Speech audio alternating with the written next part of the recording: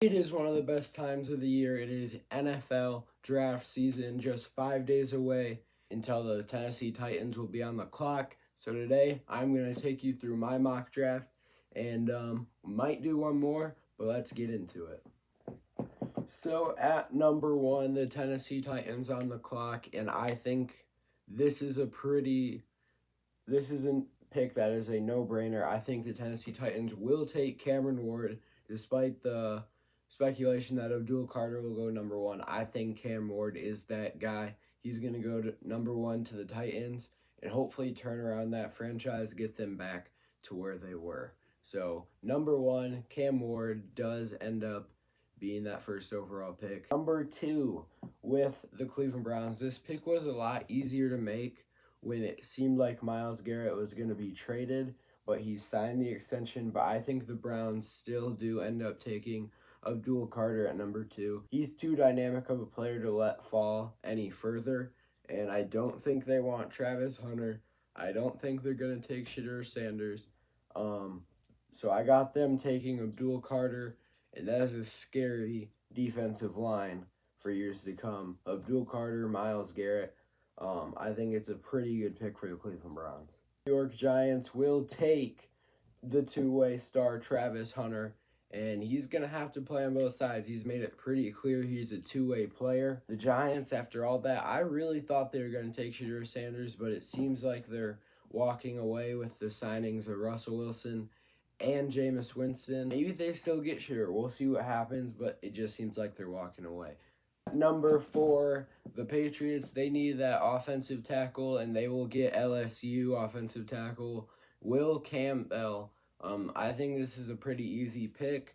They need line help. Will Campbell is very decorated, and he's going to make an immediate impact day one for the Patriots. Number five, the Jacksonville Jaguars. This is another pick. I thought they were going to take Mason Graham for a long time, but in this one, I got them taking the Penn State tight end, Tyler Warren. They need a tight end with Evan Engram walking, and I think this is a very smart pick, so they get Tyler Warren. Pairing him with Trevor Lawrence, I think, is a very smart move. Number six, the Las Vegas Raiders. I got them taking Ashton Jeanty. They could take Jedi Barron. I think it'll be either Ashton Jeanty or Jedi Barron day one for the Raiders, but they do take the best running back in this draft and the Heisman runner-up, and we'll see how he pairs with Geno Smith. Raiders need a better offense, and they get it at the sixth pick. Seventh pick, the New York Jets. I think they get the Michigan defensive tackle, Mason Graham. Everyone loves this kid right now, and I think he's only going to get better. Great instincts, and he's clutch when it matters most. So the Jets get Mason Graham at number 7. Back-to-back Michigan Wolverines. We got the cornerback, Will Johnson, going to the Carolina Panthers. The Panthers, they could be decent come 2025 season. I think Will Johnson makes this defense a lot better. He has great instincts. He sniffs out in coverage, and he's going to be a great pick for the Panthers at number 8. Number 9, the New Orleans Saints. I'm doing it. I'm going to have the New Orleans Saints taking Shedeur Sanders at number 9. I thought he would fall to the Steelers, but I think the Saints, they're going to take a chance. Pairing him up with Chris Olave, it might be good. It might turn out very good. We'll see what happens, but I got the Saints taking Shedeur Sanders in this mock.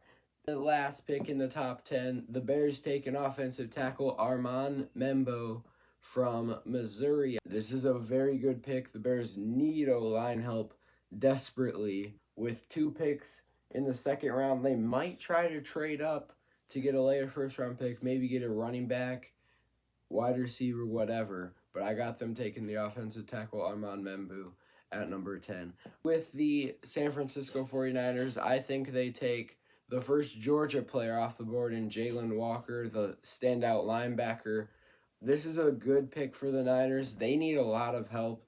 They have tons of needs in this draft. I think they take a linebacker. At number 12, the Dallas Cowboys, their dream running back, Ashton Jeanty, fell off the board at 6. So I think they take an edge from Texas A&M, Shamar Stewart. A lot of people like this kid. He could go from anywhere to 10 to the last pick of the first round, but I got him going 12 to the Cowboys. We'll see what they do, but they need an edge rusher, and this guy shares it up. Number 13, my first trade of this mock draft, I got the Miami Dolphins trading their pick to the Detroit Lions. I think Brad Holmes will make a move, and with that 13th pick, the Detroit Lions will take Mike Green. Sacks leader in college football from 2024 with 17. His stock has skyrocketed the last couple months. I think he falls 13 to the Detroit Lions. They make a move, and they shore up that edge, and that is a big move for the Detroit Lions. Number 14, the Indianapolis Colts. This is a team, don't be surprised they pick Jackson Dart, but I got them going with the Michigan tight end Colston Loveland. With Tyler Warren off the board, the Colts need a tight end, and they're going to go to Michigan to get him. This is the Atlanta Falcons pick. They're going to take the defensive tackle from Oregon, Derek Harmon. Really like this guy, and the Falcons, they need some defensive help, and they're going to get a tackle in the first round. 16, the Arizona Cardinals. There's a lot of things they could do with this pick. They could get a wide receiver. They could maybe get a running back. They could do a lot, but I got them taking an offensive tackle in Kelvin Banks Jr. from Texas to shore up that offensive line, get some help for Kyler Murray, if he is the guy, but I'm starting to think he's not the guy. I think they should move on. Don't be surprised. Next year, Cardinals could get a quarterback first round.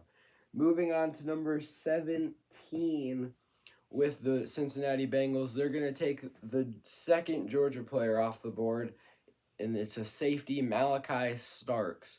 This guy is tall. He's lengthy. Some people have had him falling in the top 10 to the Saints or the Panthers. I got him going 17 to the Bengals. They need defensive help, of course, and they're going to find it at pick 17.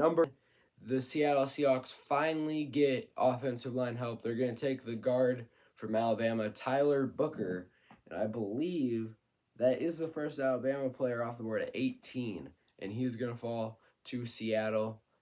Just got Sam Darnold, so they're going to need some offensive line help, and they get it in the first round. Really like this combination. Tampa Bay Buccaneers, they're going to get Jedi Barron, the Thorpe winner from Texas. They need defensive help, and they're going to get one of the best corners in this draft, Jedi Barron. Some people have had him going 6. I think he's going to fall behind Will Johnson, but he could very easily go in the top 10. Pick number 20, the Denver Broncos. They're going to select Teteroa McMillan, the first true wide receiver off the board, not counting Travis Hunter. This is another guy, he could fall top 15 for sure, but I think he lasts till pick 20, and the Broncos get a legit wide receiver 2 or 1 with Cortland Sutton, Troy Franklin, but you paired Tet McMillan up with Bo Nix. That's going to be a scary combo in the AFC West. So I think this is a great pick. I think the Broncos take Teteroa McMillan if he's still on the board. Pick 21, the Pittsburgh Steelers. I got them going with a quarterback. I think they get Jackson Dart. I think they really like him, and I think they're going to pull the trigger. We'll see what happens, but right now I think the Steelers get Jackson Dart if Shedeur Sanders is off the board, and Jackson Dart is still on it at pick number 21. 22, another wide receiver, Matthew Golden, one of the standout Texas wide receivers.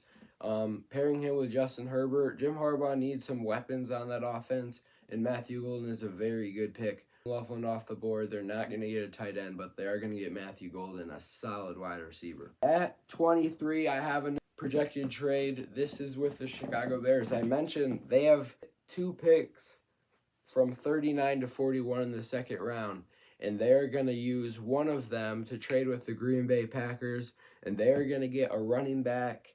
Omarion Hampton is going to be picked in the first round, I think. The Bears get their guy. There's a lot of good running backs this year, but Omarion Hampton is the Bears guy. They get him at 23.